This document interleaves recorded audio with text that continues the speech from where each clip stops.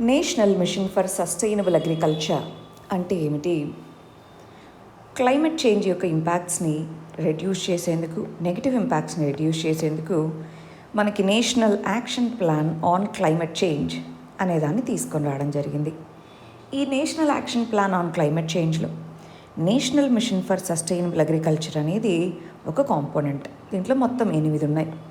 అందులో భాగంగా అగ్రికల్చరల్ ప్రొడక్టివిటీని పెంచడము, రెయిన్ఫెడ్ ఏరియాస్లో ఎస్పెషల్లీ ఇంటిగ్రేటెడ్ ఫార్మింగ్ లాంటి వాటిని తీసుకొని రావడము, వాటర్ ఎంతైతే ఉందో దాన్ని ఎఫిషియెంట్గా యూజ్ చేసుకోవడము, సాయిల్ యొక్క హెల్త్ని బెటర్గా ఉండేలాగా మేనేజ్ చేసుకోవడము, ఉన్న రీసోర్సెస్ని ఓవర్ ఎక్స్ప్లాయిట్ చేయకుండా కన్సర్వ్ చేసుకోవడం, ఇలాంటి ఆబ్జెక్టివ్స్తో national mission for sustainable agriculture తీసుకొని రావడం జరిగింది.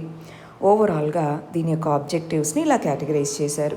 ఫార్మర్స్కి రెమ్యునరేటివ్గా ఉండాలి, క్లైమేట్ రెసిలియంట్గా ఉండాలి, సాయిల్ కన్జర్వేషన్ చేసుకోవాలి, సాయిల్ ఫర్టిలిటీని పెంచాలి, వాటర్ ఎఫిషియన్సీని పెంచుకోగలగాలి, అగ్రికల్చరల్ ఎక్స్టెన్షన్ సర్వీసెస్ని తీసుకొని రాగలగాలి, ప్రొడక్టివిటీ ఉత్పాదకతను రెయిన్ఫెడ్ ఏరియాస్లో పెంచాలి, ఇంటర్ మినిస్టీరియల్ కోఆర్డినేషన్ని పెంచుకోవాలి.